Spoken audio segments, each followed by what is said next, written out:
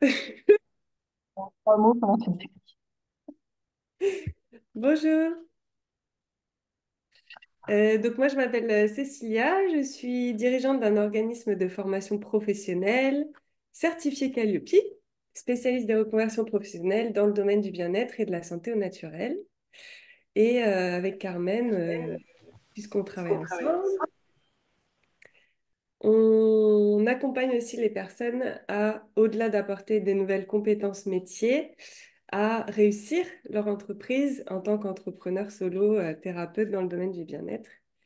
Et donc, je suis très contente aujourd'hui de vous parler d'un outil de développement personnel qui, moi, m'a vraiment beaucoup inspiré, beaucoup touché, que j'ai très rapidement intégré. Vous savez, il y a des choses comme ça, que ce soit les disciplines de santé, ou il y a des choses qui nous parlent le plus que d'autres. Et pour moi, l'énéagramme, ça a été une intégration immédiate et totale. Et je suis contente de pouvoir vous le partager aujourd'hui parce que je trouve que, en tout cas pour moi, ça m'a beaucoup aidé à me comprendre, à reconnaître mes schémas répétitifs, mes réactions, mes motivations profondes, comment je fonctionne pour tout et à mieux connaître les autres, mon entourage, comment ils fonctionnent et du coup ben, être plus tolérante envers des fonctionnements autres que les miens, parce que tout simplement, eux, ils fonctionnent autrement, ils ont d'autres schémas, et le fait de les connaître, de les comprendre, ben, je trouve que ça aide à mieux communiquer avec eux et avoir de meilleures relations. Super. On n'a pas forcément de questions pour le moment.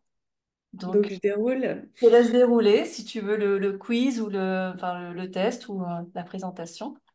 Ouais. Non, d'abord, on va parler des 9 personnalités, parce que l'intérêt, au-delà de faire un test et de se laisser dire quel énéatype nous définit, c'est bien aussi de se reconnaître par soi-même et d'aller vers tel ou tel fonctionnement qui nous semble plus logique par rapport à soi de façon très honnête. C'est parfois difficile en fait d'avoir un regard sur soi honnête, de ne pas être biaisé par son ego, etc. Donc on va essayer de le faire ensemble. Alors déjà, l'énéagramme, qu'est-ce que ça signifie? Énéa, ça veut dire 9 et gramme, c'est l'illustration, le dessin, l'écriture. Donc, c'est bah, les 9 écritures, illustrations, 9 types de personnalités. Et donc, on va appeler chacun énéatype. Donc, il y a le un, le 2, le 3, le 4 jusqu'à 9 énéatypes. Chaque énéatype possède des caractéristiques propres et aucun n'est meilleur que l'autre. C'est vraiment ça qui est important, je trouve, dans l'énéagramme, c'est que moi, j'ai été inspirée par l'énéagramme par un livre de Laurent Gounel, je ne sais pas si vous connaissez. C'est un auteur que j'adore qui décrit ses expériences spirituelles à travers des romans et des personnages. Et donc, je crois que c'est Je te promets la liberté. Il décrit les 9 énéatypes. Et en fait, le personnage, au début de l'histoire, il se dit, moi, je suis comme ça, les autres sont tellement mieux que moi. Parce qu'ils fonctionnent comme ça, ils ont telle capacité, etc. Et donc, dans le livre, elle rencontre, je sais plus, c'est un druide ou un chaman, je sais plus, mais qui lui a fait transformer pendant 9 jours et vivre les 9 personnalités pleinement. Et elle se rend compte que chacune a des forces et des faiblesses et il n'y a pas une meilleure que l'autre. Et donc elle apprend qui elle est, elle reconnaît qui elle est, elle apprend que les autres peuvent fonctionner différemment, mais qu'ils ont chacun leur spécificité. Donc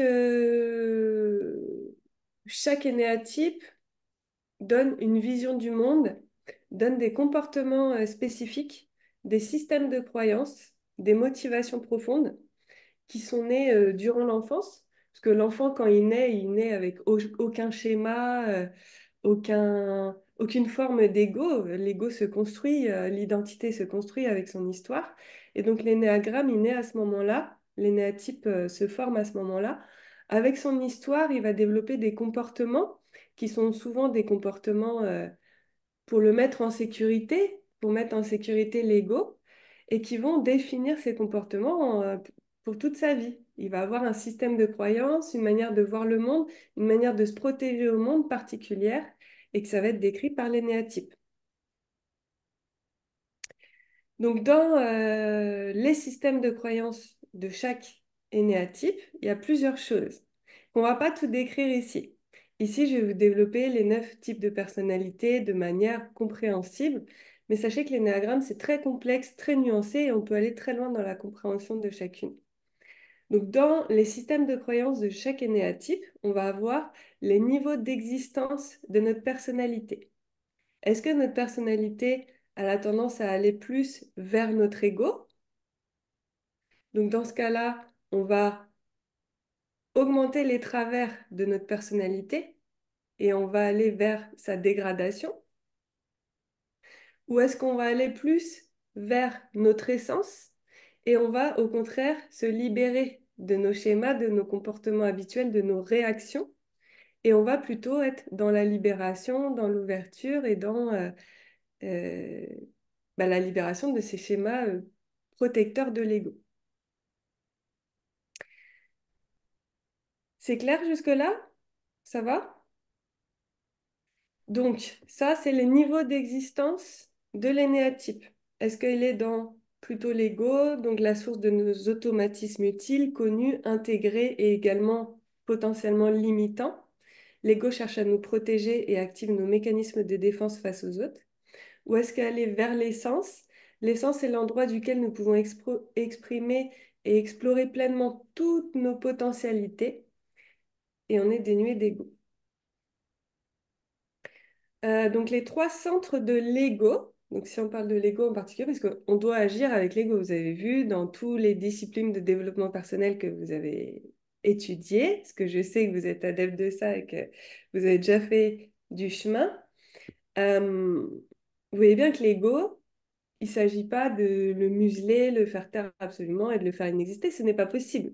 L'ego est une partie de nous. C'est une partie de notre personnalité et elle a des zones utiles. L'ego, il est utile quand justement on s'en sert comme un outil et qu'on ne met pas à la place de toutes les décisions et que ce n'est pas le maître du monde, le maître de notre vie. Euh, Dans l'ego, on va avoir trois centres de fonctionnalité. Dans l'énéagramme, on va les décrire. On va avoir le centre instinctif, physique. Donc, c'est quelqu'un qui va avoir tendance à agir, à être dans l'action, dans sa réaction de l'ego. Donc, dès qu'il se passe quelque chose, dès qu'il doit prendre une décision, dès qu'il est dans une réaction face à une situation, il va faire ses choix dans l'instinct, dans l'action. Il y en a un autre, centre de l'ego, c'est le centre émotionnel. C'est-à-dire que la personne, dès qu'elle va être face à une situation, à un choix, elle va prendre ses décisions, réagir en fonction de ses émotions. Coucou Sylvie. Et il y a un troisième centre de l'ego, c'est le centre mental. Et donc là, on va être dans la logique, le discernement, le raisonnement pour pouvoir prendre une décision, passer à l'action et agir. Ça, c'est hyper important dans l'énéagramme parce que chaque énéatype va être plutôt dans le centre physique, dans le centre émotionnel ou dans le centre mental, dans ses réactions premières, dans ce comportement de toute la vie.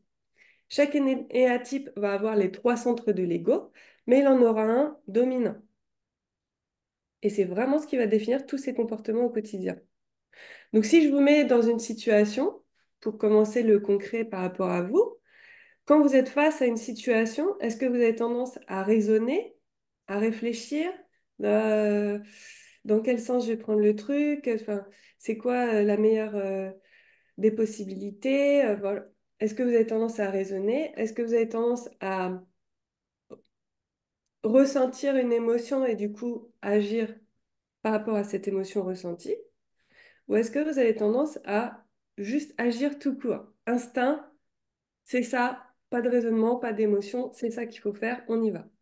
Alors, laissez-nous ça dans le chat pour voir, on va faire un petit sondage. Est-ce qu'on est plus dans l'action, plus dans le mental, plus dans la sphère émotionnelle? Si on donne Raisonnement et un un... exemple concret, tiens, vous devez choisir une formation professionnelle. Vous devez choisir une formation. Bon, il y a plein de choix dans tous les sens. Vous allez passer à l'action, donc appeler un maximum de personnes, regarder tous les programmes, enfin vraiment être dans l'action? Est-ce que vous êtes dans le raisonnement? Oui, mais alors il faut qu'il y ait tel critère, tel critère, tel critère pour que nanana, nanana, nanana. Ou est-ce que vous êtes dans l'émotion, il y a le feeling ou il n'y a pas le feeling, par exemple? Pour le moment, on a 50-50 de raison et beaucoup d'instinct quand même, hein. Émotion, ouais, c'est bien réparti.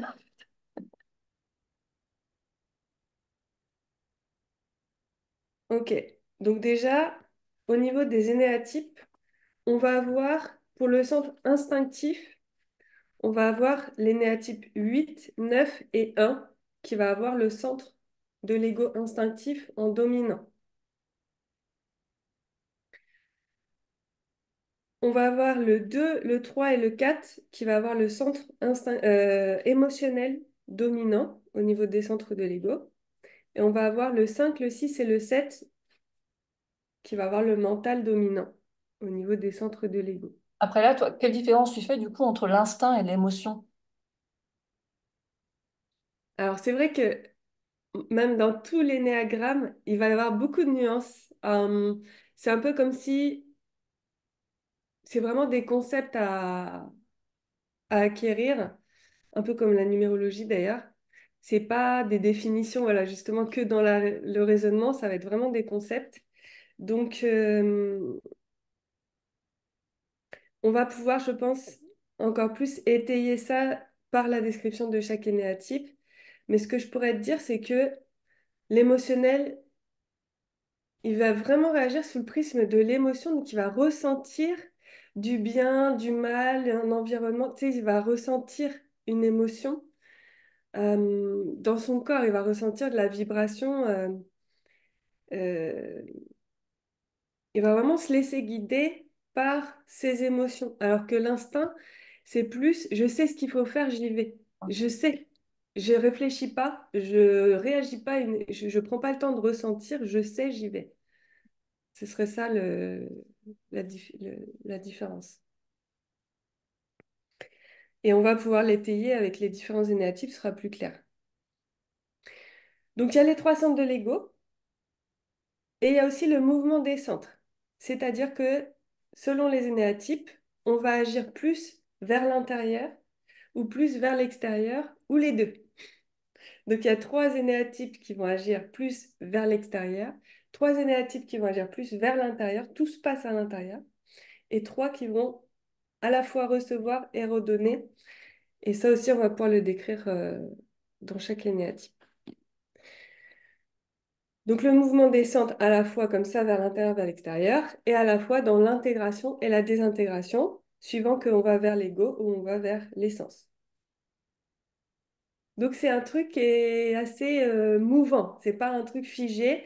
D'ailleurs, le but, c'est absolument pas de mettre les gens dans des cases ou de se reconnaître dans une case, mais au contraire, se reconnaître dans un fonctionnement et dans des comportements répétitifs, ça permet de mettre de la conscience dessus, de se voir le faire, l'être, et du coup, d'en sourire, de rigoler, de prendre du recul et de dire, OK, je vois que je fonctionne comme ça dans mon comportement qui est réactionnel, qui est de l'ego, qui est euh, habituel, puisque c'est ce que j'ai depuis l'enfance et je ne dois pas m'en vouloir pour ça.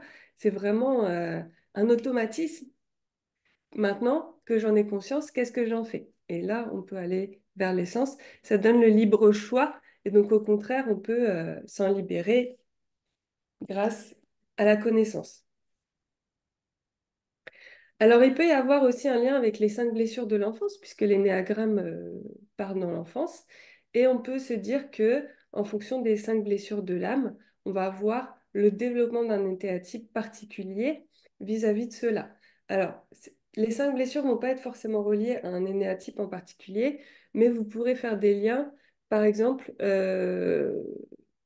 un enfant qui a été trahi va avoir tendance à considérer que le monde n'est pas fiable et va sans doute se réfugier dans une personnalité de type 6. Je suis loyal et j'appréhende toute la vie et tous les choix que j'ai à faire vis-à-vis des risques que je prends. Un autre qui a connu une injustice, aussi minime soit-elle, mais qui l'a ressentie de façon intense, va pouvoir se développer en type 8. Je suis fort, rien ne peut me déstabiliser. je suis plus fort. Donc en fait, c'est ça aussi qui est important de voir, c'est qu'on a des blessures dans l'enfance qui peuvent être anodines. En fait, ça peut partir de quelque chose qui ne blessera absolument pas quelqu'un d'autre. Ça peut être des choses graves, comme ça peut être des choses anodines, mais qui forgent notre personnalité, et Ouais, notamment les néatypes par la suite. ça Comment? arrive bien, comme tu disais, c'est mettre en conscience en fait des programmes presque inconscients que notre ego a mis en place pour nous protéger à tel moment de voilà des scènes de protection en fait plus. Ouais. En tout cas, c'est vraiment comme ça que moi, je le vois et que je vais vous le décrire. Donc, si Carmen, est-ce que tu as juste une petite image de l'énéagramme que je puisse montrer les 9 types de personnalité? Ouais. Alors, Sinon, je peux l'envoyer dans le chat. peut-être dans ce que tu m'as envoyé tout à l'heure, il y avait. Ouais, Sinon, j'en ai avec mis les pas flèches mal. là, peut-être. Pardon, comme ça.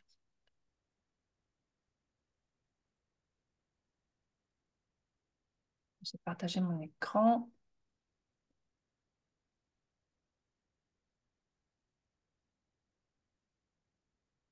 Non, c'est pas celui-là. Mince.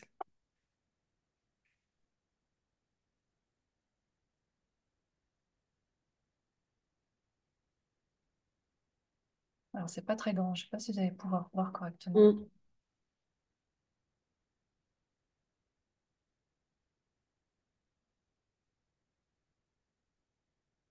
Donc ça, c'est bien pour introduire. Donc, vous voyez là, on a le 1, le 2, le 3, le 4, le 5, le 6, le 7, le 8, le 9.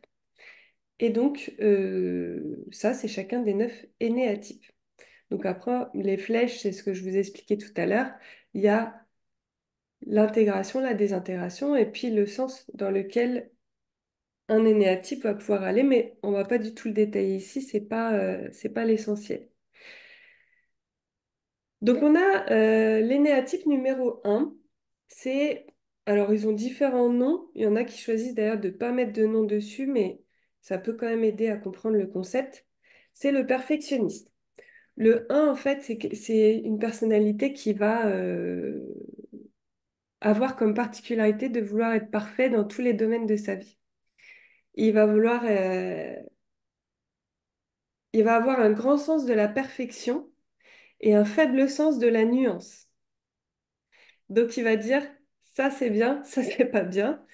Ça, enfin, il est capable d'analyser le monde de manière très rapide et très pragmatique et de voir à la fois toute la beauté, la capacité, la perfection du monde et à la fois tout ce qui ne fonctionne pas en même temps. Et il va avoir tendance à se concentrer sur ce qui ne fonctionne pas et à vouloir justement être parfait pour compenser ce déséquilibre, euh, ce déséquilibre qui existe dans la vie. Le perfectionniste, donc il est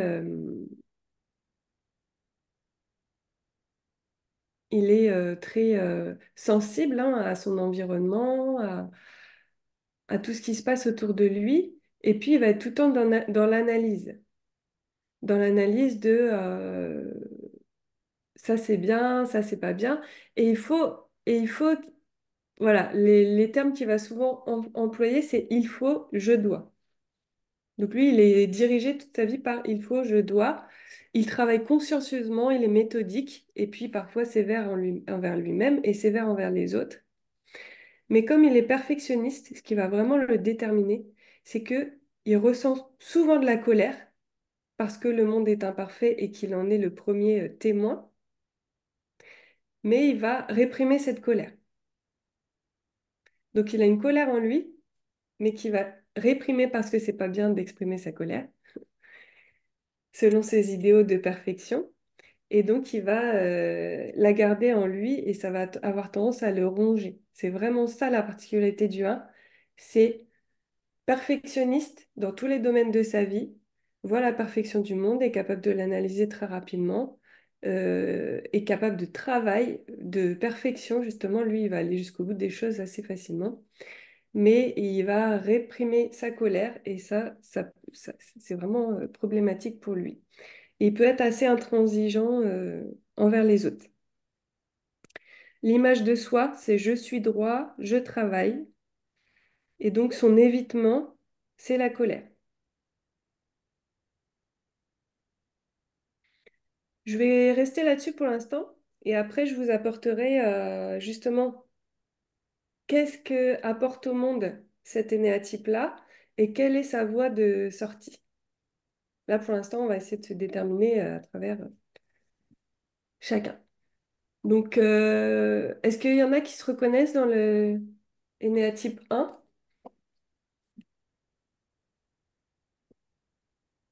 Alors, peut-être que je trouve le chat. Alors, une des forces du 1, c'est qu'il n'est pas du tout dans le déni. Il est très honnête envers lui-même, donc il va facilement pouvoir se reconnaître, contrairement à d'autres qui vont être vraiment dans le déni. Sylvie, un peu. Un petit peu Ok. Sylvie. Ouais, En fait, la colère, si, il peut être dans le déni de sa colère, puisque vraiment, son c'est interdit. obsession, c'est de la réprimer. Parce qu'il a Le peur de 2, passer pour quelqu'un qui juge ou non, c'est pas bien parce d'être que en colère pour lui. parce que c'est pas bien d'être en colère, parce que c'est pas bien d'être en colère. Ok. Et Virginie aussi, elle se voit en un. Ouais. Ah, c'est quelqu'un, tu vois, chez lui, ça va être nickel. Ça va être tout en rangé, ça va être tout en ordonné.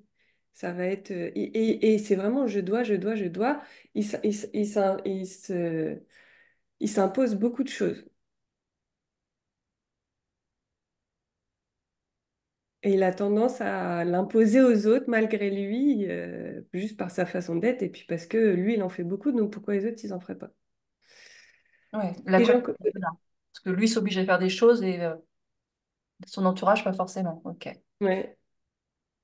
Et j'en connais un, moi. Donc, j'en connais un vraiment perfectionné, même sur lui, tu vois. Tout en propre sur lui, tout en Mon nickel. ordinateur. Et j'en connais un, il est tellement là-dedans qu'il a été à l'opposé. C'est pour ça que ça peut mener à plein de chemins de vie différents, plein de manifestations différentes. J'en connais un, il est tellement dedans que il s'est enlevé de la vie. Il ne prend, il ne sera jamais en couple.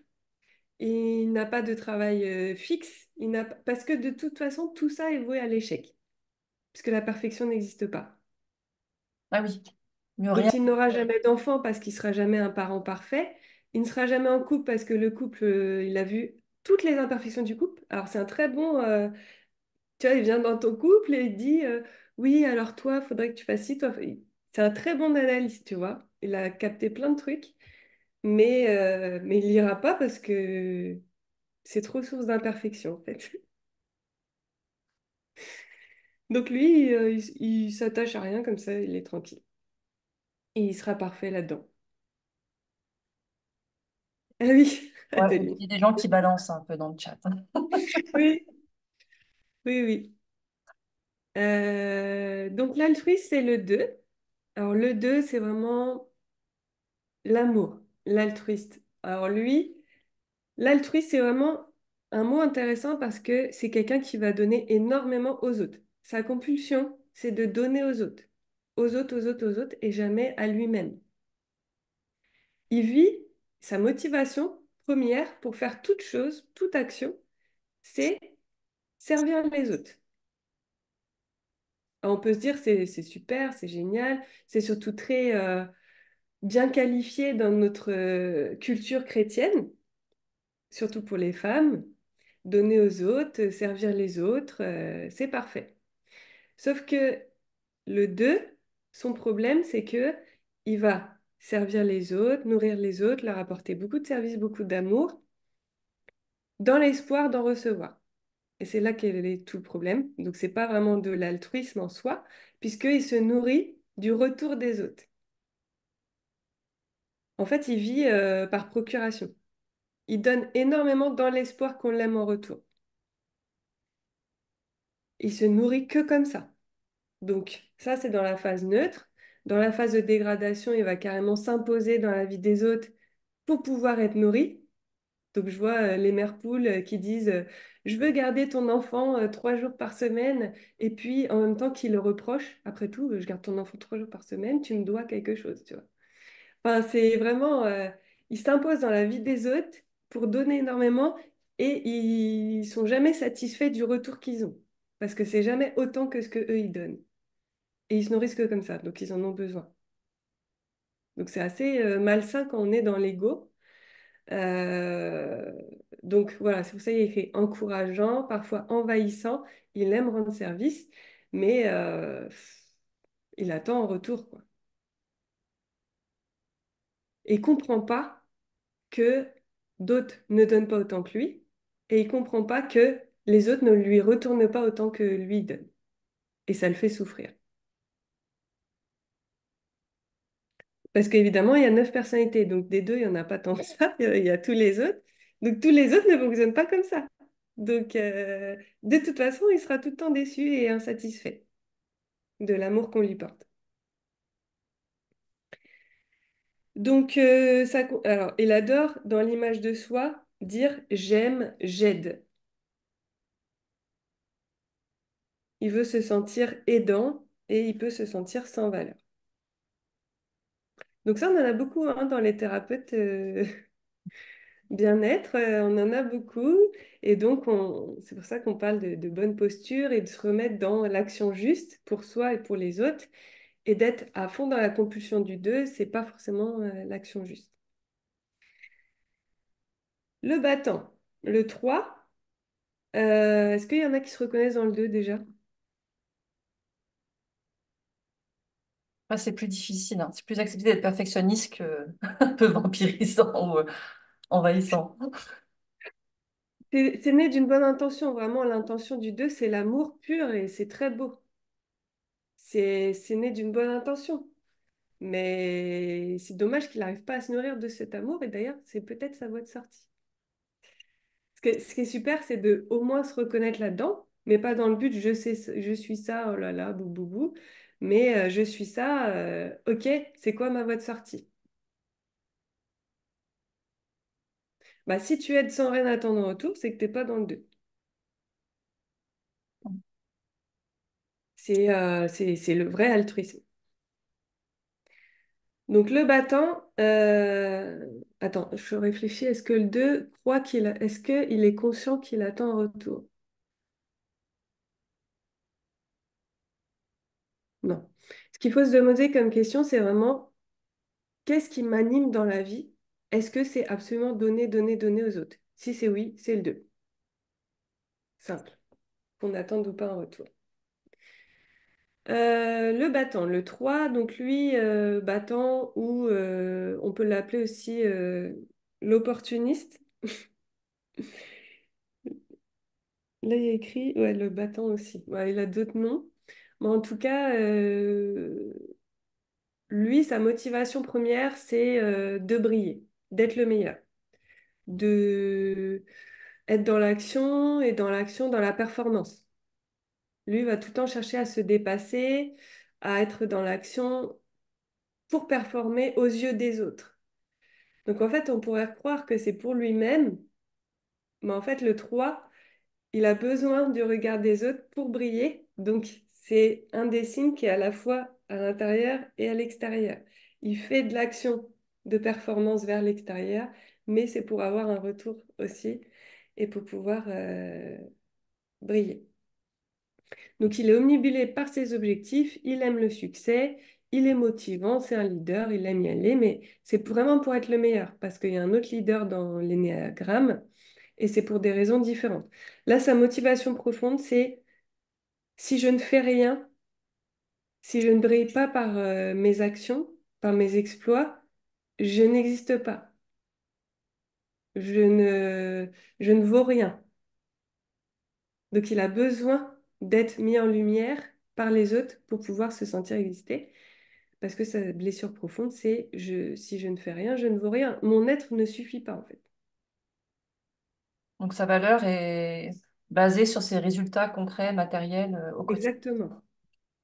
Donc, il doit tout le temps faire des choses qui amènent du résultat et des choses exceptionnelles, extraordinaires. Pas des choses que tout le monde peut faire. Euh, Donc, l'image de soi, ce qui peut se dire souvent, c'est je réussis, je suis efficace.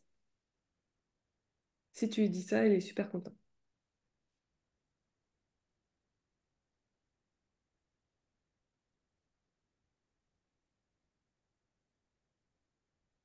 Alors, il fait les choses pour lui, hein. Lui, il n'a pas trop conscience que c'est pour les autres, hein. Le 3 pour te répondre, Sylvie, lui, lui, tu vois, sa motivation, c'est vraiment qu'est-ce que je peux faire aujourd'hui pour être exceptionnel? Ah bah oui, mais de toute façon, on est les 9 personnalités des vraies salades composées. Mais il y en a un qui est dominant. Il y en a un qui est dominant. Euh, donc, vous allez faire le test après, de toute façon. Donc, le 3 c'est vraiment qu'est-ce que je peux faire pour me démarquer, pour me dépasser aujourd'hui. C'est sa motivation pour tout. Tu vois, le 2 ce serait qu'est-ce que je peux faire pour donner de l'amour aujourd'hui. Le un c'est qu'est-ce que je peux faire pour être parfait, oui, être parfait, pour bien travailler aujourd'hui. Mais il est parfait pour lui-même, hein. Alors lui, il s'en fiche du regard des autres. Alors que le 3 il aime bien qu'on lui dise, t'es efficace, dis donc, t'es performant, dis donc. Le 4 c'est l'individualiste. Alors, j'ai jamais vu ce nom-là. Pour le 4 je vois plutôt l'artiste, le tragico-romantique. J'adore ce nom. Mm. Le 4 le 4 alors lui, il est très dans l'émotionnel et dans l'émotionnel à l'intérieur. Le 4 il va être très sensible aux ambiances, aux couleurs, aux sensations, aux bruits, aux odeurs, justement aux univers romantiques. Lui, sa compulsion, c'est est-ce que les choses sont bien en place? Quand il rentre dans une salle, sa première chose, ça va être est-ce que la plante est au bon endroit? Est-ce que, tu sais, c'est feng shui. Il est, il est construit feng shui. C'est plus fort que lui. Sa première chose, c'est est-ce que les choses sont harmonieuses? Est-ce qu'elles sont belles? Il est très sensible à l'esthétique. Très sensible à l'esthétique. Et il a une vision de la vie un petit peu dramatique. La vie est un drame et il se complaît là-dedans. Et donc, il va tendance à avoir beaucoup d'émotions à l'intérieur de lui. Et la plupart du temps, il va pas forcément les exprimer. Et quand il les exprime, alors là, c'est pour ça que c'est tragico-dramatique. Parce que lui, il faut qu'il soit tout le temps le plus. Il faut qu'il soit tout le temps différent. Sa compulsion, c'est d'être différent. Il a besoin, il a envie d'être différent. Et il se valorise là-dedans. Il trouve son identité là-dedans. Il y a un Et côté finalement, artiste maudit là où ouais, l'intensité émotionnelle va justifier entre guillemets de l'intérêt de sa vie ou de l'intensité de sa vie aussi du coup. oui, c'est quelqu'un, il a besoin de l'intensité émotionnelle. Et en même temps, c'est le travers de son ego. Du coup, plus il va aller dans le tragico machin, et exprimer à fond ses émotions et tout ça, plus il va se dire non, mais moi je suis. Enfin, tu vois, à un moment, il va prendre du recul, il va dire mais je, je suis pas normale, je suis pas comme. Mais pourquoi moi j'ai besoin tout le temps d'en faire des caisses comme ça? Pourquoi voilà, il va essayer de tempérer, mais il n'y arrive pas parce que son ego se nourrit de cette différence de personne n'est comme moi, personne ne ressent aussi fort que moi.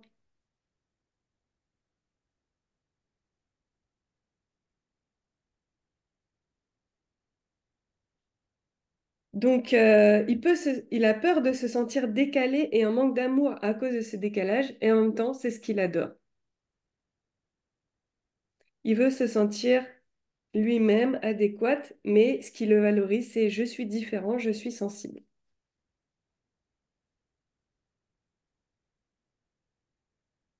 Donc, on va voir les votes sortis après. Arrête, Cécilia. On va voir les votes sortis après. Mais en tout cas, lui, il est vraiment là-dedans, dans l'émotion permanente et dans les émotions très, très intenses. Qu'il exprime ou qu'il l'exprime pas, ça dépend de choses dans sa vie. Mais en tout cas, à l'intérieur, il les exprime très, très fort et il se sent différent et en même temps, il est fier de cette différence, quelque part en lui. Même si ça fait souffrir au quotidien parce que ça l'amène dans des réactions. un petit peu disproportionnées qui ne sont pas trop acceptées par la société.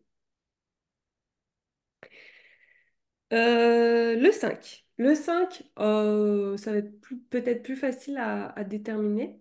Le 5, c'est l'observateur.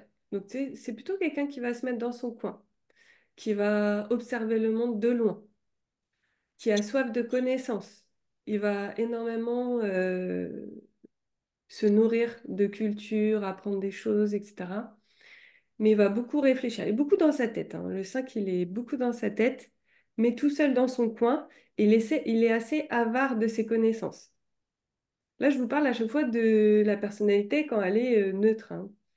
Ça se trouve, vous avez évolué aussi, c'est ça, la nuance et la difficulté. Donc, alors, le 5, voilà, ce qui le différencie vraiment, c'est qu'il va plutôt observer le monde que de prendre part et de s'exprimer dedans. Il va avoir plein d'avis sur toutes les questions, mais il va les garder pour lui. Faut être digne de son savoir. Donc, s'il va ouvrir la parole pour parler de quelque chose, il y a deux choses. Déjà, il faut que les personnes en face soient dignes, jugées dignes de son savoir, de sa part. Il ne va pas donner son savoir comme ça à n'importe qui.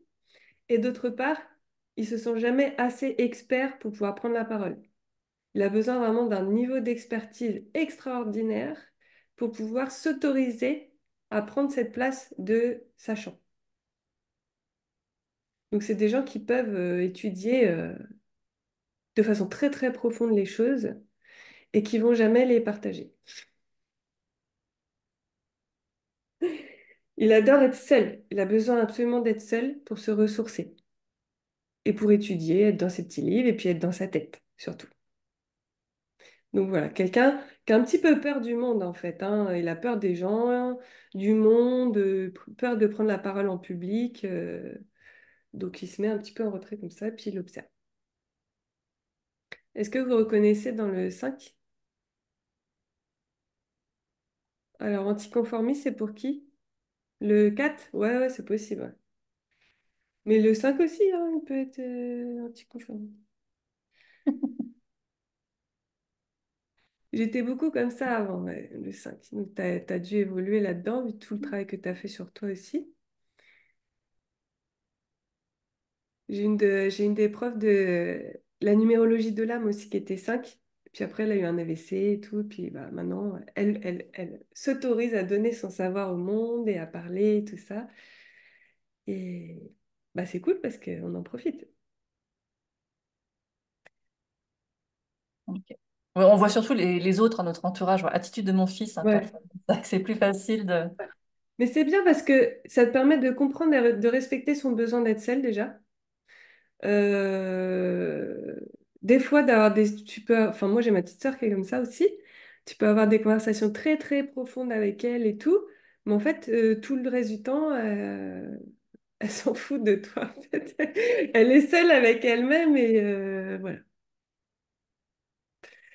Et oui, voilà, c'est quelqu'un qui, tu vois, qui va être du coup là dans le sens, lui il va être vers l'intérieur et plutôt dans le mental. Tu vois bien là les centres de l'ego, mental vers l'intérieur.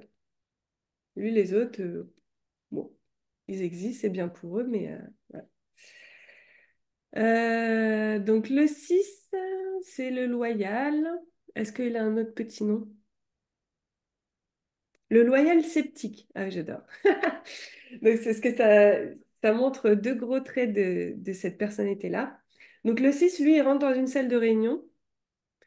Il va regarder toutes les voies de sortie. Première intention. Le 6 il va être voilà, plutôt sceptique, plutôt méfiant.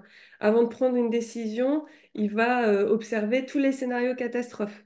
Il va mentaliser tout ce qui peut se passer de potentiellement grave et qui pourrait remettre en cause sa décision. Donc c'est quelqu'un qui a énormément de difficultés à prendre une décision. Il n'est pas du tout dans la spontanéité. J'ai un ami qui est comme ça, la même année, il a eu une maison et un enfant. Choisir la couleur d'un mur qui est un petit peu ensoleillé, c'est... toute une histoire. Oui, mais si je prends bleu foncé, ça va se décolorer plus vite parce qu'il y a le soleil dessus. Oui, mais si, alors je prends brillant ou mat. Oui, mais brillant, on va se lasser rapidement. Et mat, en même temps, c'est plus salissant. Enfin, c'est très compliqué de prendre une décision. Tous les scénarios sont mis en cause pour prendre la meilleure décision. Et donc, c'est quelqu'un qui va être plutôt voilà, dans le raisonnement. Et pourtant, tu dis il est intuitif en même temps. Il y a ce Alors, double côté. lui, il est dans le mental, le 6, Ouais. mais intérieur-extérieur. Toi, il va prendre tout en cause. Toutes les données en Ouais, toutes les données. C'est quelqu'un donc qui est très sceptique et tout, qui remet en doute beaucoup de choses. Il a besoin de comprendre et qu'on lui prouve les choses. Et en même temps, autre grosse particularité, c'est qu'il est extrêmement loyal. Quand tu as un 6 dans ton entourage, c'est quelqu'un qui sera toujours là pour toi. Quand il est là, c'est à vie. C'est quelqu'un sur qui tu peux compter. C'est une valeur très importante pour lui et il attend pareil des autres. Mais il a tendance à être sceptique et à les remettre en doute puisque personne n'est aussi loyal que lui, en fait. Donc c'est quelqu'un qui va observer les limites, observer les peurs, observer tout ça et prendre ses choix en fonction. Et il y a deux types de vie par rapport à ça. Soit il reste tout le temps dans le cadre, soit il a développé le côté rebelle et son obsession, c'est de exploser toutes les limites tout le temps, d'aller au-delà de la peur tout le temps. Donc, sa première observation, c'est où les limites, c'est où la zone de danger, la zone de sécurité. Il est vraiment obsédé par ça pour tous ses choix. Et après, donc, soit il reste dedans, soit il l'explose quand il est dans le côté rebelle. Ah, Alison qui veut. C'est quoi, c'est un 6 rebelle, Alison? Ou c'est les deux cassés ou... Ah, je pense qu'il y a les deux. Je Elle pense a que les des deux. fois, elle maintient tout en sécurité, puis des fois, elle explose tout. Ben, je pense qu'il peut y avoir les deux aussi. Le 7 c'est le généraliste. Alors, c'est très moche comme nom et ça parle pas, en tout cas pour moi. C'est aussi l'épicurien. Donc, le 7 lui, c'est quelqu'un de très jovial, très joyeux, très optimiste au quotidien, parfois dispersé. Il- Sa motivation première pour tout choix et pour toute action, c'est la quête de plaisir. Point. Donc lui, c'est pas le travail, c'est pas la perfection, c'est pas briller, c'est pas être aimé ou aimé, c'est pas avoir des connaissances, c'est en tirer du plaisir. Donc il peut être dispersé parce que ah ça me fait plaisir, ça me fait plaisir. Ah bah tiens non, ça c'est un nouveau truc et tout. Il a tendance à pas forcément terminer les choses. Et puis c'est quelqu'un qui peut facilement aller dans les addictions. Lui, il y a pas, lui c'est tout ou rien. Enfin, et il veut tout le temps être dans le plaisir. Donc choisir, c'est renoncer. Ça, c'est une grande phrase pour lui. Et bah, tu vois, mon conjoint, il est comme ça. Ben, le week-end prochain, il va dire, ah bah tiens, il y a un tel qui nous invite, et puis il y a un tel, puis il y a un tel, puis il va dire oui à tout le monde, toi. Puis il va se dire qu'il va réussir à tout faire. Mais non, c'est... Tu vois, il y a la tablette de chocolat, il va pas prendre un carré, il va prendre le carré de l'autre côté. Ben, la tablette, c'est un carré. Et choisir, c'est renoncer, c'est tout ou rien. Donc, c'est le plaisir à fond. Il a beaucoup de mal à rationaliser, à se raisonner, à être dans la modération. Il a des idées nouvelles tout le temps, voilà, très jovial, très agréable à vivre. Et pour être motivé pour faire quoi que ce soit, il faut qu'il y trouve, donc en conscience ou pas, en fonction de s'il sait qu'il fonctionne comme ça. Si tu sais que tu fonctionnes comme ça, l'avantage, c'est que tu peux être en conscience de te dire, OK, qu'est-ce que je dois trouver comme plaisir là-dedans pour pouvoir me motiver à le faire.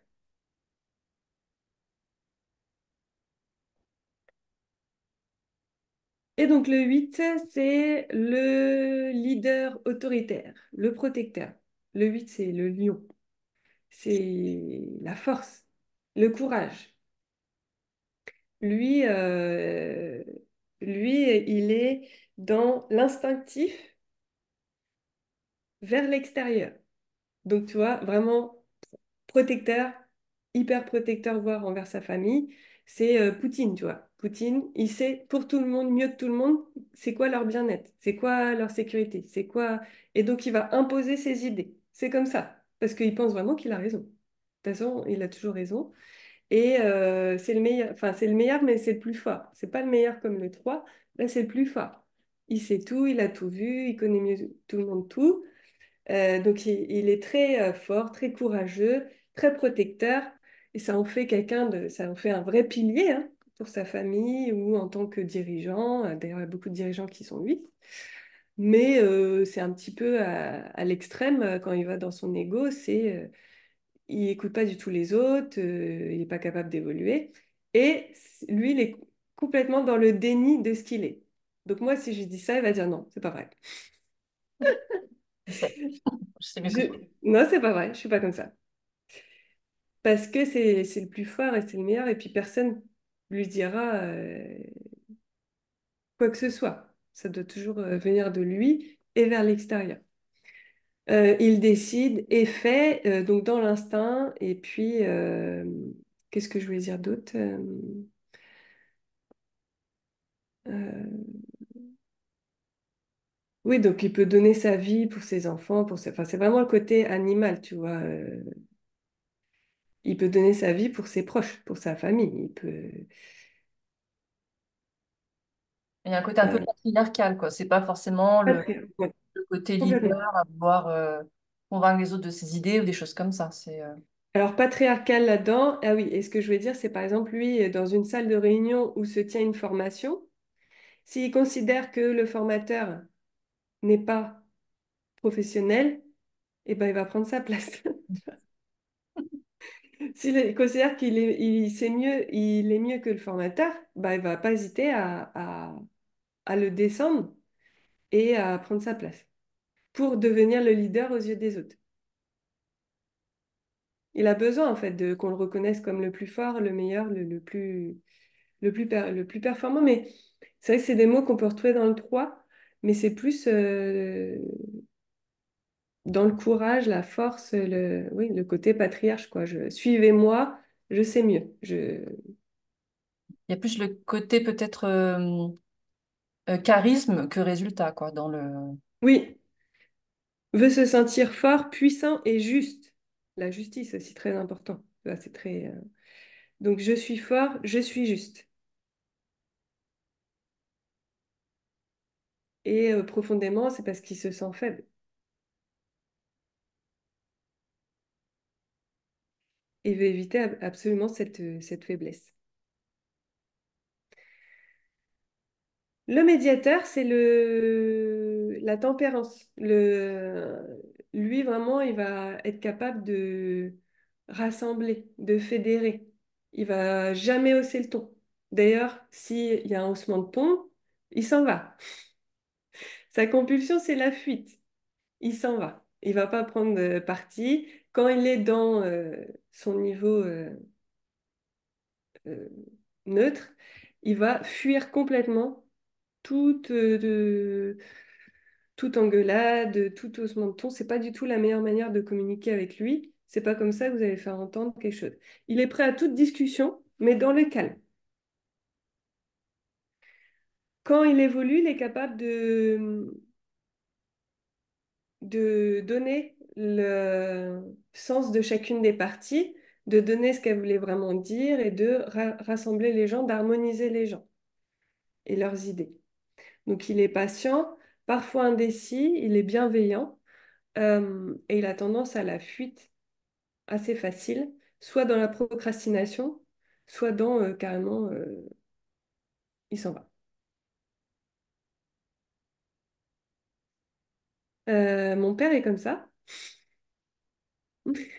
Et donc, alors lui, c'est pas du tout le 8 hein, c'est l'opposé. C'est non, quelqu'un, ça se passe pas bien à la maison. Ouais, je vais travailler. Voilà. Ou je vais devant la télé, j'entends rien. Je mets des œillères, je me mets dans ma bulle, tu vois. Euh, on en a une aussi ici qui est comme ça.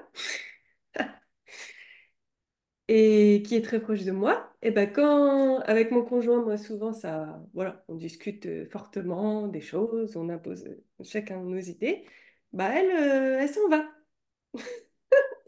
Et je dis, ben non, mais tu es mon ami, tu me défends? Bah non, elle va pas me défendre, elle va pas prendre parti, ou alors elle va prendre le parti des deux en même temps, et elle va dire, voilà, lui il a raison parce que, toi tu as raison parce que, il y a personne qui a raison, il y a personne qui a tort. Vous êtes d'accord, en fait, vous dites la même chose à cet endroit. Et maintenant, elle sait faire ça, donc c'est super.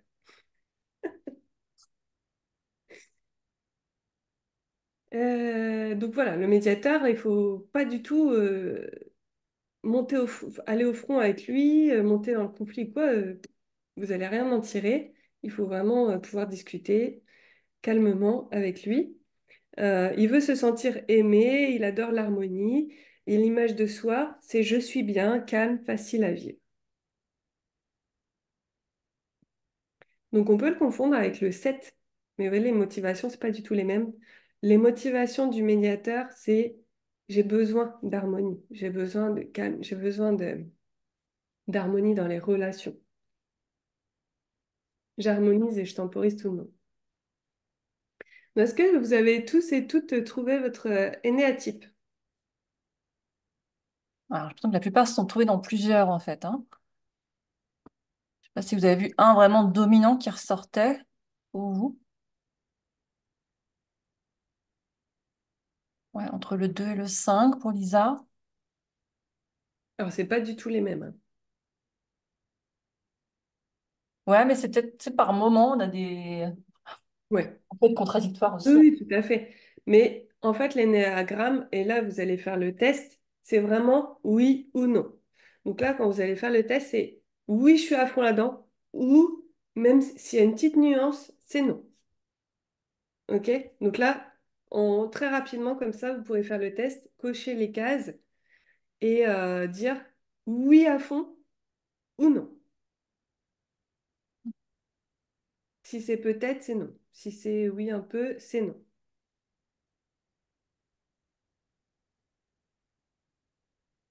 Ok. Donc, j'ai envoyé le fichier, je sais pas si tu l'as. Ah oui, tu veux que je le attends. Bah, il doit être dans le même truc que là. C'est celui-là.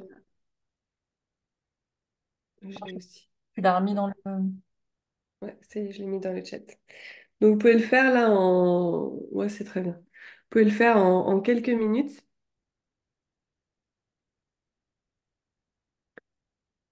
Tu veux Et passer. donc, dans un premier temps, on peut voir l'énéatype dominant. Mais ce qui est intéressant après, c'est de voir les trois dominants et le dernier, par exemple.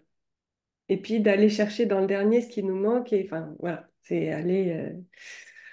en sachant que vous êtes chacun des êtres parfaits et qu'il n'y a rien à remettre en question, rien à remettre en doute. Vous êtes parfait comme vous êtes. C'est juste que quand vous vous voyez avoir un comportement répétitif dans la réaction et que ça ne vous convient plus, vous aurez une voie de sortie. C'est tout. Alors, de toute façon, vous retrouverez, si vous n'avez pas le temps de le faire maintenant, le petit test. Enfin, Cécilia, bah, je vous l'enverrai. Cécilia l'a envoyé. Soit dans le lab, ou soit avec le replay, en fait, hein. Oui. Donc maintenant, je vais vous donner, si tu veux qu'on avance, Carmen, les apports de chacun des énéatypes au monde et leur voie de sortie. Ah ouais, il faudrait qu'on évolue un peu quand même avec tout ça. Ouais, ouais, ouais. Donc le un, vous vous rappelez, le perfectionniste, il peut se sentir imparfait. Profondément, c'est sa blessure profonde. C'est que tout petit, à un moment, il s'est senti imparfait et, et on ne l'a pas aimé pour ça. Donc, c'est en lien un peu avec le blessure de rejet, un peu, ou pas Alors, forcément. ça peut être, c'est pour ça que ça peut être différentes blessures, différents événements, plus ou moins forts ou anodins. Mais en tout cas, lui, c'est ce qu'il a ressenti. Et c'est ça qui compte. C'est comment on a pris les événements de la vie et comment ça on a fait quelque chose qui nous a construit. Donc, le perfectionniste, il a pu se sentir imparfait étant petit.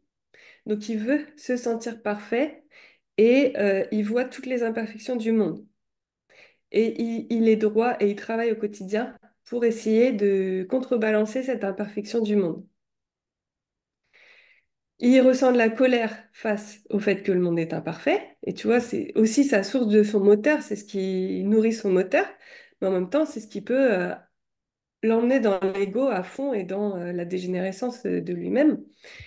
Donc, sa compulsion, c'est d'éviter la colère et ça le ronge de l'intérieur.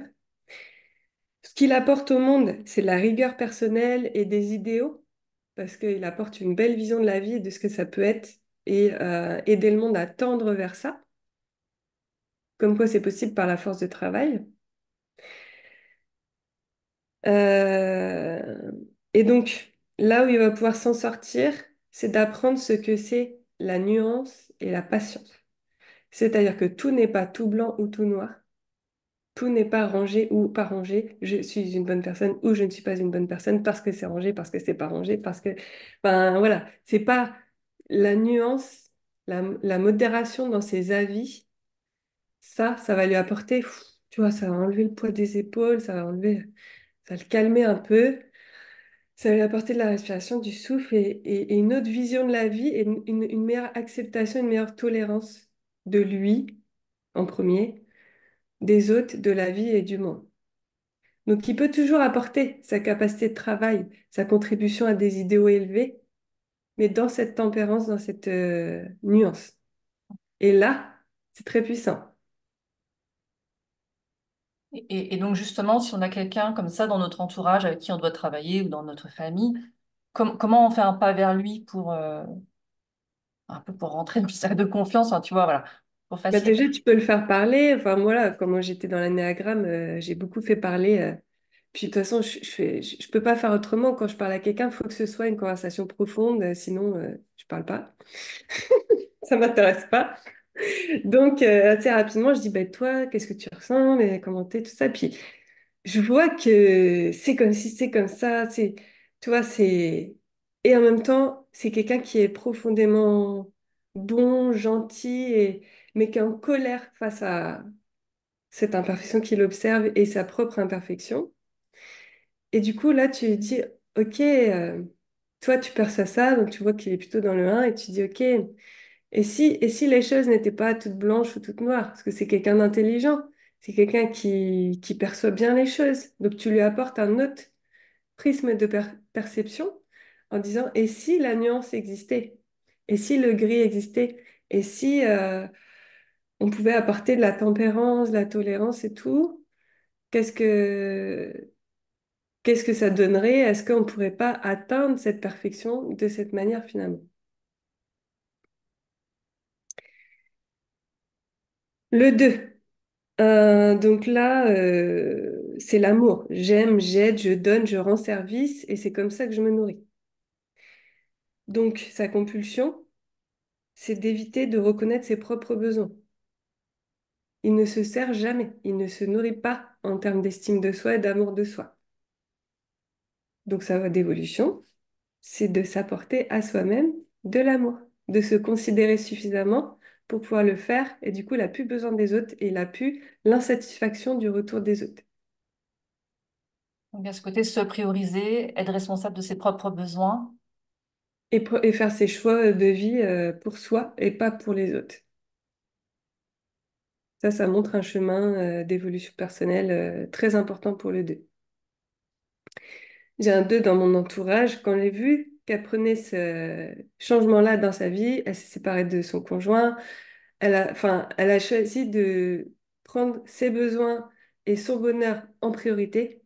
Là, j'ai su qu'elle était sur sa voie pour elle. Donc, sortir de l'orgueil, avoir de l'humilité, c'est ce que dit l'énéagramme. C'est la voie de sortie pour le 2. Voilà, d'être humble par rapport à ce qu'on apporte aux autres, ce qu'on reçoit, et sortir de l'orgueil. Les autres ont besoin de moi quelque part. Non, les autres n'ont pas besoin de toi et toi, tu as besoin de toi, par contre. Le 3, donc le battant, le performeur, lui, sa peur profonde, c'est se sentir incapable. de faire. Sans le faire, il n'est pas. Enfin, il forge vraiment son identité là-dessus. L'image de soi, c'est je réussis, je suis efficace. Il va avoir comme compulsion d'éviter l'échec. En fait, c'est compliqué à cerner parce que c'est quelqu'un qui n'échoue jamais. Donc, tu peux pas te dire, c'est quelqu'un qui évite l'échec parce que dès qu'il a un échec, il repart. Parce qu'il est tout le temps ciblé solution. OK, mais parce que sa peur la plus profonde, c'est d'échouer. C'est-à-dire d'échouer sans qu'il y ait rien d'autre que l'échec. Mais c'est pas quelqu'un qui va éviter de faire quelque chose qui lui tient à cœur par peur de l'échec. Non, il va y aller. Il va y aller et il va trouver des solutions. Parce que échouer n'est pas possible, ça le ferait trop souffrir. Donc, si la porte au monde, c'est la capacité à réaliser et à réussir.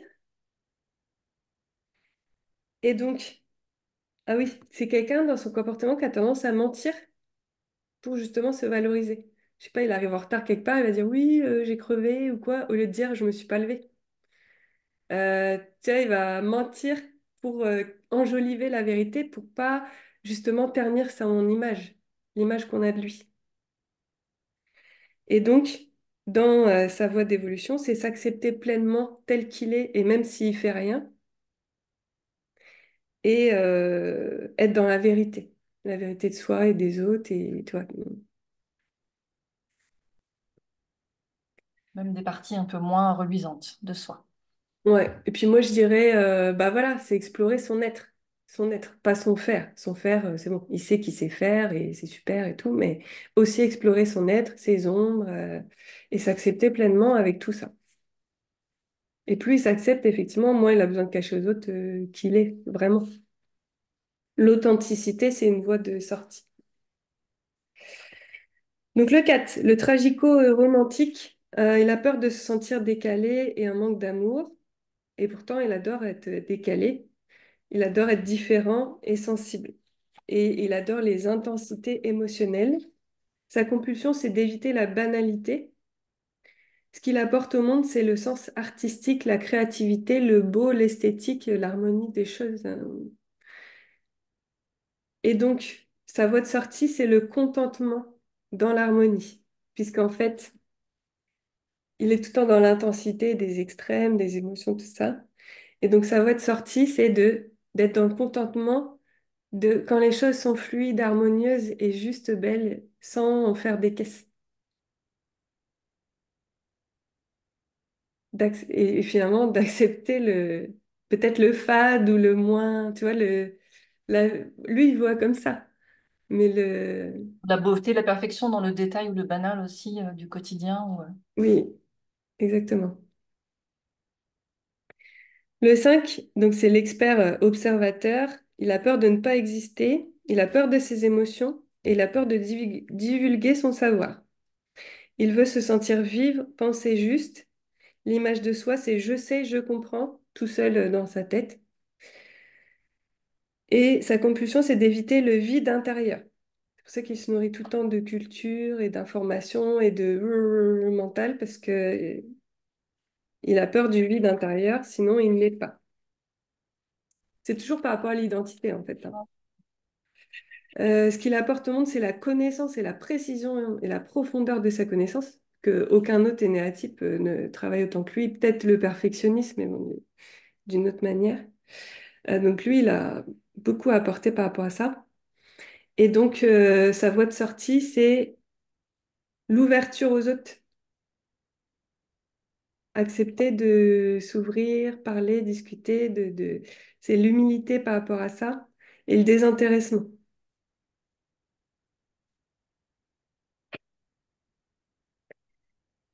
Ouais, donc s'ouvrir aux autres, moins avoir peur des gens, du jugement, et puis partager son savoir. Le 6 c'est donc le loyal sceptique. Il peut se sentir seul, sans soutien, parce qu'il est très loyal envers les autres. Il attend la même chose, mais ça n'existe pas. Il veut se sentir en sécurité tout le temps ou forcer la sécurité pour justement dire on peut aller plus loin dans la sécurité. L'image de soi, c'est je suis loyal, je fais mon devoir. Il évite la déviance. Donc vraiment, c'est quelqu'un qui aime bien faire les choses comme elles doivent faire, comme elles doivent être faites, comme ce qu'en attend la société et tout ça. Il apporte au monde la loyauté. Et donc, sa voie de sortie à développer, c'est le courage et la confiance. En l'autre, notamment, du coup. Et en soi et en l'autre. Ouais. Parce que c'est un intérieur-extérieur. Le 7, c'est l'épicurien optimiste. Donc lui, il a peur de se sentir incomplet. Et aussi, oui, alors c'est un vide intérieur, autre que le 5, qui est un vide plutôt cérébral. Là, c'est tout, c'est plus global. Et donc, c'est pour ça qu'il va dans les addictions pour se nourrir tout le temps, compléter, hein. Choisir, c'est renoncer. Donc, il va à fond dans les trucs. On a peur de passer à côté d'une opportunité ou peur de passer à côté de sa vie, des choses comme ça. Un Ou... plaisir potentiel, surtout. Donc, veut se sentir complet, vivre dans le plaisir. Image de soi, je suis optimiste, je suis heureux. Il évite la souffrance, en fait. La souffrance à l'intérieur. Et donc, tout ce qui est moche, tout ce qui est émotionnel, négatif, les peurs, les blessures, tout ça, ça n'existe pas. Ça n'existe pas. Mon conjoint qui est comme ça, il déteste les films français parce qu'on est tout le temps dans le drame. Il déteste les chansons françaises qu'on est là. Il déteste les diarrhées émotionnelles. Sa grand-mère était comme ça, elle détestait les gros, les nains, enfin, tu vois, vraiment, il ne fallait pas qu'ils rentrent dans sa maison. Donc, voilà, ils vont aimer le beau, l'optimiste, l'heureux, le satisfaisant, le plaisir. Voilà. Ils apportent au monde de la joie, de l'optimisme, vraiment de la lumière, voilà, comme ça, du soleil. Et donc, leur voie de sortie, c'est la tempérance et la sobriété. Être capable de se raisonner, d'être raisonnable et de se satisfaire effectivement de peu de plaisirs variés, et voilà.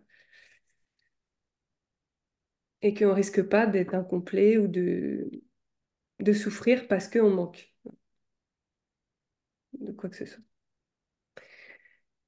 Le 8, donc le patriarche, chef puissant et protecteur, le leader, il peut se sentir faible. Lui, vraiment, il fuit, il évite complètement la faiblesse. Les situations, on peut le prendre à défaut, le mettre en porte-à-faux, lui dire qu'il a eu tort ou quoi, c'est pas possible. Et c'est pour ça qu'il est dans tout le temps une situation de dominance. Il faut qu'il domine les gens, les situations, comme ça, il ne peut pas être dans une situation de faiblesse. Donc il apporte au monde la puissance et le courage. Et sa voie de sortie, c'est la simplicité et l'humilité, encore une fois.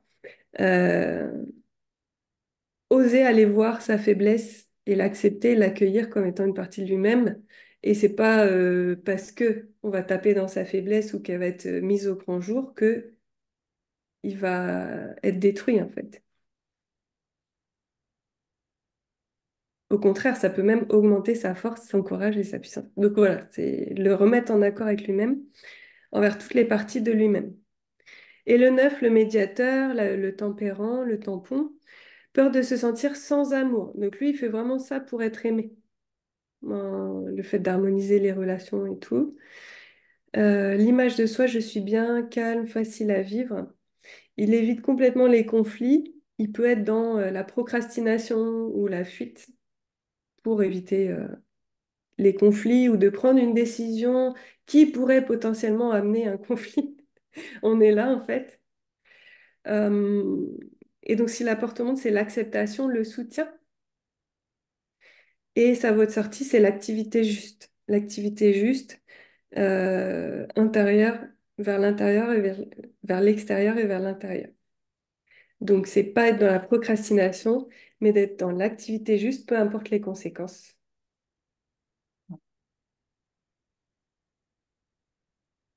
Et lui, il est dans un centre instinctif à la base. Donc, il peut s'en servir pour l'activité juste. Est-ce que ça vous a éclairé ou pas du tout? J'ai l'impression que certaines, du coup, ont changé un peu. Soit ça a confirmé, soit ça vous a donné d'autres pistes hein, d'aller un peu sur les clés. Tu vois, Lisa, finalement, c'est le 5 qui est plus ressorti. Alison, toi, t'es resté dans le 6. Il y a des perfectionnistes aussi, pas mal. Ouais, quelques médiateurs. Alors moi, j'ai refait le test il n'y a pas longtemps et je suis retombée sur un autre que mon dominant d'habitude. Je pense Ah. que j'ai pas mal de... Je dois avoir trois qui sont vraiment kiff-kiff en dominance. Là, il y a Lisa qui demande, est-ce que pour le 5 tu l'avais associé à une blessure en particulier?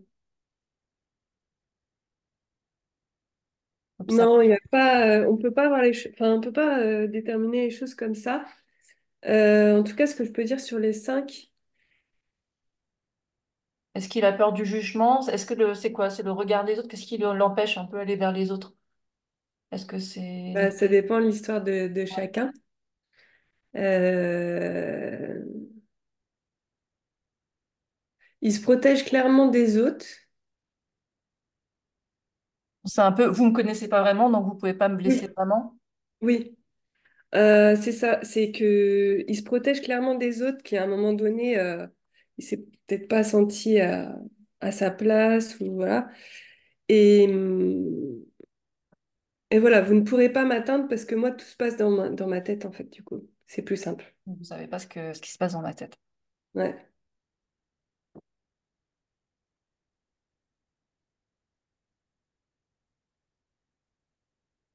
Et Ouais. du coup, d'aller vers les autres, c'est un vrai effort pour eux d'oser discuter des choses profondes et tout. C'est un vrai effort, mais en même temps, c'est bienfaiteur parce qu'ils se rendent compte qu'ils sont pas tout seuls. Enfin, tu vois, ça sort un peu de ce truc Ouais, ouais, ça mouline tout seul. qui peut bien enfermer, mais il y a une grande méfiance hein, vis-à-vis des autres. Donc, du coup, je vous répète, le instinctif, c'est 8, 9 et 1. Émotionnel, c'est 2, 3 et 4. Et mental, c'est 5, 6 et 7. Vers l'intérieur, c'est 1, 7 et 4. Vers l'extérieur, c'est 8, 2 et 5. Et intérieur-extérieur, c'est 3, 6 et 9. Donc, tu vois, le 1 perfectionniste, il est en colère vers l'intérieur. C'est vraiment à Ouais. l'intérieur. De la rancœur ou de l'amertume que de la colère. Ouais. Le 7, c'est le plaisir à l'intérieur. Et le 4, c'est les émotions à l'intérieur. Vers l'extérieur, le 8, c'est dominance, haute idée, voilà, de patriarcat. À l'extérieur, je protège le monde. Le 2, vers l'extérieur, l'amour, projection complète extérieure. Et le 5, vers l'extérieur, euh, Contrôle, choses comme ça, de l'environnement. ouais, contrôle de l'environnement, ouais, c'est ça. Sécurisé. Et intérieur-extérieur, le 3, donc il prend l'image qu'on a de lui est importante pour lui, pour briller, et il fait des actions pour se faire. Le 6, il prend à l'extérieur et il redonne la loyauté et puis maintenir la sécurité. Et le 9, pareil, dans être l'intermédiaire, le tempérant. Ouais. Ouais, donc Claudia qui était plutôt individualiste. Ok. Ouais, donc ça s'affine. Bon, en sachant que tout ça reste une initiation, ça qu'on est limité par le temps et comme tu disais, c'est un sujet Oui. qui mérite vraiment d'être approfondi pour Ah comprendre bah comment oui. on pense et en faire vraiment un outil bah, pour soi et aussi bah, parce que vous êtes plusieurs quand même à être thérapeute, à pouvoir potentiellement aider aussi les gens qu'on accompagne. Mm. Euh, Et oui, c'est pour ça qu'un petit cadeau. ouais, déjà, tu peux dire que tu fais une formation pour aller plus loin là-dessus. Oui. Alors, tu m'avais transmis le petit programme, mais donc rapidement, c'est vrai que hop. Donc, un petit module en e-learning, hein, pas forcément qu'en présentiel, pour connaître vraiment en détail la personnalité, donc avec le quiz, mais d'autres choses aussi, évoluer vers votre essence, libérer des schémas réactionnels. Donc déjà, comme tu disais, prendre conscience de nos programmes et nos schémas réactionnels et pour pouvoir évoluer. et toute cette dimension intéressante en termes de communication avec son entourage, mieux le comprendre, plus de compréhension, de tolérance envers les personnes qu'on rencontre et qu'on aime, et du coup avoir potentiellement aussi un nouvel outil en tant que thérapeute pour nos bilans et nos accompagnements, ou adapter aussi du coup notre accompagnement par rapport aux personnes qu'on reçoit, de Oui. faire au Et quotidien. là, j'ai voulu que ce soit vraiment très abordable pour pouvoir avoir cet outil et l'utiliser pour soi, pour les autres, parce que moi, je l'ai trouvé formidable. Et il m'a beaucoup aidé à comprendre et à guérir de mes schémas familiaux, de toute la famille que j'ai, et dire, ah ouais, lui, il est différent parce qu'en fait, il est comme ça, lui, il a nanana. Et j'ai beaucoup mieux compris comment chacun fonctionnait, pourquoi c'était pas de sa faute, il fonctionne comme ça, et que c'est pas contre soi, mais c'est vraiment un mécanisme. Et du coup, d'être plus tolérante envers des fonctionnements autres que le mien. Mm. Euh, et puis bah, là, avec les stagiaires, j'aime bien leur faire leur énéagramme pour savoir à qui on a affaire et puis les aider aussi dans leur vie quotidienne à éviter des schémas qui sont automatisés, mais qui peuvent nous faire souffrir et dont on veut sortir. Euh, donc c'est pour ça qu'on a proposé cette formation-là. Et puis pour toutes celles qui regardent ce, cette conférence en replay ou en direct, j'offre votre analyse personnelle de votre énéatype de façon beaucoup plus poussée. Donc, ça, c'est cadeau. On peut s'appeler, vous faites le test, on en discute ensemble si c'est vraiment ça votre énéatype. Et puis, je vous le décris vraiment en long, en large, en travers et vous pourrez vous reconnaître là-dedans et puis vous choisir dans votre vie d'une autre manière, avec plaisir. Merci beaucoup pour ce cadeau, en tout cas. Donc, bah, je vous enverrai par mail le replay. Vous aussi. Bah, de toute façon, le replay est accessible au moins, je laisserai au moins jusqu'à lundi. Pour celles qui sont déjà membres du Lab Bien-être, bah, ça se retrouve dans votre espace perso. Je la mettrai, je pense, dans l'onglet développement personnel. Donc, vous retrouvez accès en illimité pour vous. Je mettrai près, du coup, bah, peut-être les petits documents que Cécilia a bien voulu nous envoyer, nous offrir. Et donc, bah, le lien aussi vers la formation pour celles qui veulent. En plus, comme tu disais, alors je vous donne déjà les tarifs, mais c'est vrai qu'elle est proposée d'un vraiment un tarif intéressant à 69 € pour que ça reste accessible, un outil accessible à chacun. Donc, si ça vous intéresse, vous aurez les liens si vous voulez aller plus loin et donc bénéficier de la formation et puis prendre rendez-vous avec toi directement pour avoir un petit débrief personnalisé. Et connaissant Cécilia, c'est toujours plein de clés qui vous aideront à aller beaucoup plus loin. Moi, j'aime bien passer des moments privilégiés avec chacune, chacun, donc c'est l'occasion. Est-ce que vous avez encore des dernières questions avant qu'on se quitte? C'est le moment. C'est l'intérêt d'avoir été en live jusqu'au bout. Vous pouvez poser vos questions directement à Cécilia. Est-ce que ça vous a plu déjà? Est-ce que c'est un outil qui... Il y a plein de merci. Donc, c'est que ça a dû plaire quand même.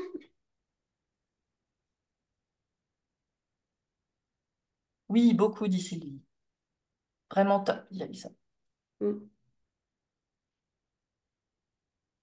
Bah, super. Donc, c'est vrai que c'est tout l'intérêt du lab de partager comme ça plein d'outils pour vous aider concrètement au quotidien. Bah, moi, j'ai gagné là si vous avez reconnu des personnes autour de vous dans un. Parce que déjà, ça peut vous donner pas mal de compréhension sur ses motivations profondes, ses blessures profondes, comment il se protège, comment il se défend et peut-être le pardonner, quoi. Ouais, et puis comme tu disais, il n'y a pas de méchant ou de gentil, on a, enfin, de positif ou de négatif. Chacun fait du mieux comme il peut Et avec puis, ce qu'il... il y a pas de meilleur. Non, Chacun voilà, a c'est ça. sa zone de souffrance, sa zone de protection et ses capacités. Et on apporte tous quelque chose d'unique au monde. Bah, super. Génial. Bon, je pense qu'on va finir sur ce joli mantra. Voilà, Nathalie dit un grand merci, hâte de se perfectionner. Ok, bah, de toute façon, voilà, je vais essayer de vous envoyer les liens ce soir. Si vous voulez les révisionner tranquillement, refaire le test tranquillement à la maison, ça vous donnera peut-être des pistes pour revoir un peu quel est néatype. Et puis, bah, vous aurez le lien Ouais. pour aller plus loin et avoir toute la petite formation complète. Ouais. Et le test très important, c'est oui à fond ou non. Il n'y a pas de nuance. on ne reste pas réfléchir 3 heures, il faut que ça Non, soit c'est automatique. intuitif, hein. Tac, tac, tac. Super. Bah, merci à vous. Un grand plaisir encore de vous avoir échangé avec vous aujourd'hui. Bah, au mois prochain pour une nouvelle conférence. Et puis bah, pour les stagiaires, on se retrouve très vite en réflexo ou pour autre chose. Bisous Ça à très vite.